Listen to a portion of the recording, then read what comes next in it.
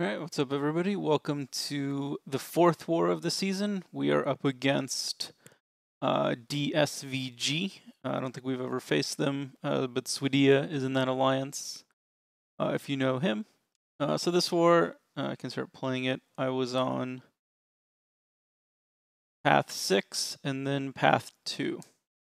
And then I had to take the Sim Supreme here. That's why I brought Thing.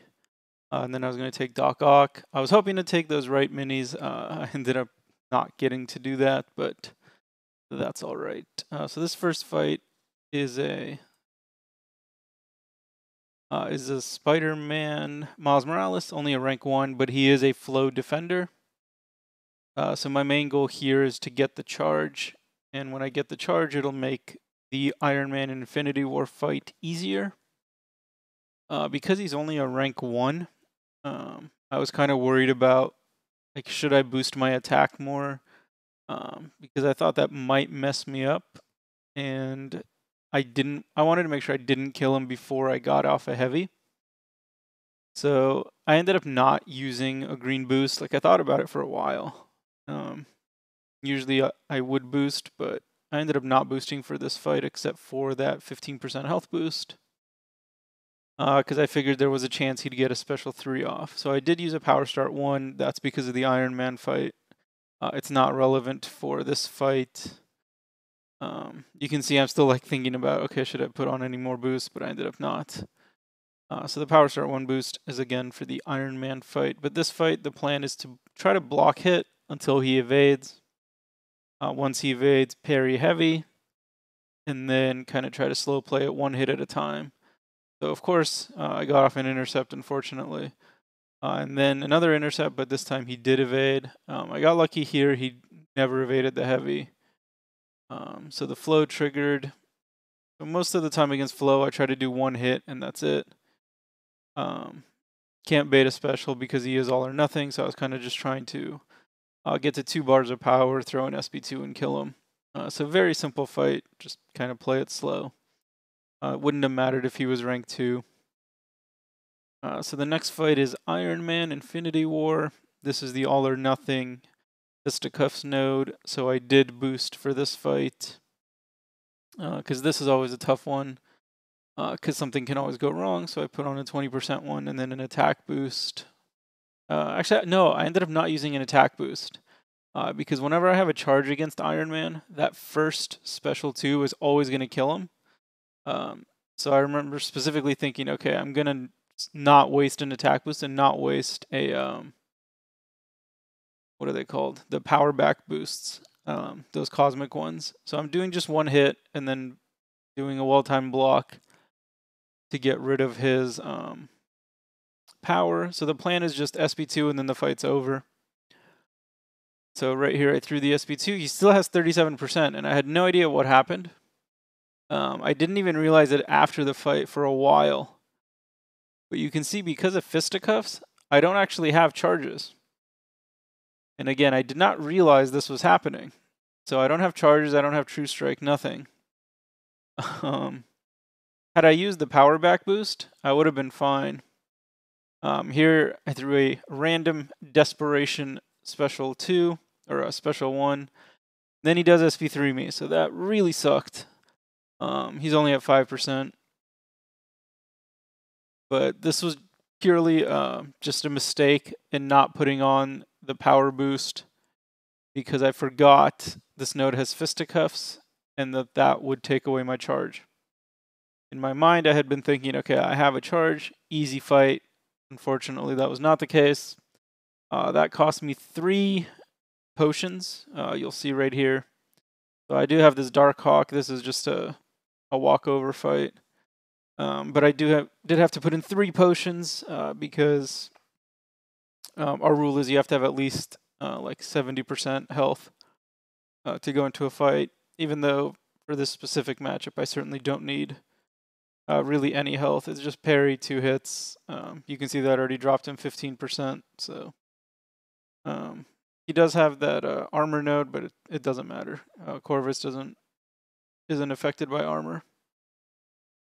So 5 hit combo, and then I just need one more combo. I wanted to make sure my bleed ran out also on the suicides, so I could heal as much as possible. And then section 2, this is just a rank 1 Nightcrawler. I have 3 charges and True Strike. So, pretty much as easy a fight as you can get. Encroaching Sun is 20 seconds.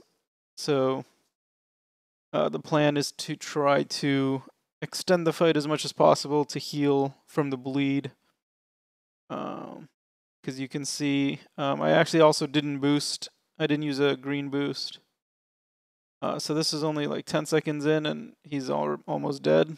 So I kind of backed off just to try to heal a bit. I don't know if it's actually worth it, but I did get to 80% in this fight, so can't complain. Next fight, same plan. The goal is just to try to see if I can heal up a percent or two. So I have 4 charges now. There's nothing on this node that Thor can do to me. He's never going to get, I'm never going to hit him 20 times for him to get his Boon of the Gods or anything. So very safe, simple fight. He threw a special one right away. Again, I wanted to make sure my bleed ran out, so I healed as much as possible, so I kind of backed off. And then I thought maybe I could kill him with just blocked hits. If it crits, the block hits actually can do a decent bit. Yeah, super simple fight. Nothing really that he can do here against me, so the bleed ran out, so I can safely kill him, no problem. I'm not going to get any more healing in that fight. And then at night, we were going to finish the map. So I did put on a 30% boost here, because I have 3 more fights, including a guillotine. And I hate fighting guillotine. If you remember my last guillotine fight, it was a horrific disaster. This one won't be too much different. I didn't throw in an invuln for this fight, because I used Thing. So Thing is immune to Buffet, because he cannot be nullified, which is pretty cool. The way Buffet works is that it has to nullify. Sim Supreme is Flow, so the plan is to hopefully not crit very much. But if I do, that's why I'm only doing 2-hit combos. So that way he can't ever have a ton of those power floods. And then I just want to bait SP1s. With Thing, it's safe. Again, he's essentially immune to Flow, not to Flow, to Buffet. He's not immune to MD, though. So if these guys are running like 5 out of 5 MD, of course, you don't want a Dex, but it doesn't look like they're running any MD. So again, pretty straightforward fight. Try to bait SP1s. I think at one point he did throw an SP2, but no big deal. So just trying to bait, get the special out of him. He doesn't want to throw it, so okay. He's not unblockable here or anything. No big deal. The second hit actually triggered my protection. The third hit I parried to get to 20 rock stacks before throwing the SP3. And this is going to kill him. After the SP3 thing gets a massive fury and he's unblockable, unstoppable, so hit him a couple times. So that's it. So that was actually a pretty decent fight. Sim can be a little tricky, but that's probably not one of his tougher nodes. So then I went to see if TJ had finished the Iceman fight. He actually won it, which was quite a surprise. And then so here I was kind of waiting for Pete to finish that Clairvoyant, but I figured once he went in I was safe, because I was going to use an invuln boost for this Doc Ock, not for the Doc Ock, for the Guillotine 2099 on node 50, because that was kind of the fight I was worried about. This is just a rank 1. My health boost had expired, so I believe I think I put it on, yeah. Okay. And then I used the invulnerability boost, just in case he got to an SP3. It wouldn't kill me, but again, it'd be a massive potion suck. So the plan was just 1 hit, back off. And then I noticed that I hit him 3 times at this point. He was at half health. And so that was going to be like a 7 or 8 hit fight. So then I just did a quick little combo, and that was that. You definitely wouldn't need to boost like crazy for that fight.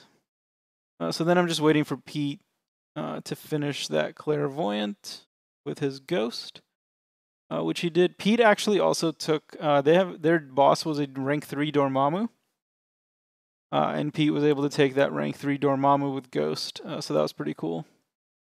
So Claire is down. So then this is my final fight. This is node 50, unblockable SB1. Stun immune, really annoying node, and she's a really annoying defender because of her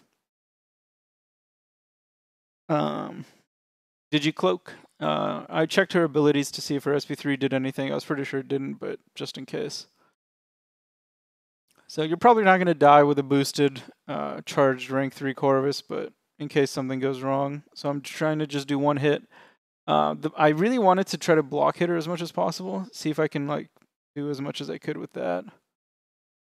So there she threw an unblockable SB1. You'll notice I blocked it because only the first hit of her special one is actually unblockable, which I actually didn't know. So then I think I tried to bait out the SB2. I can't remember if she threw it. Oh no, she never threw it, but I got an intercept and killed her. So a little lucky. Not a well-played fight, certainly. I think I probably should have been just pushing her to the SB3 from the get-go. The problem is with her Digicloak, you can't really do the 4-hit turtle method because she's just going to evade and hit you, and then you lose your indestructibles. But got through that fight. So let's look at the stat sheet.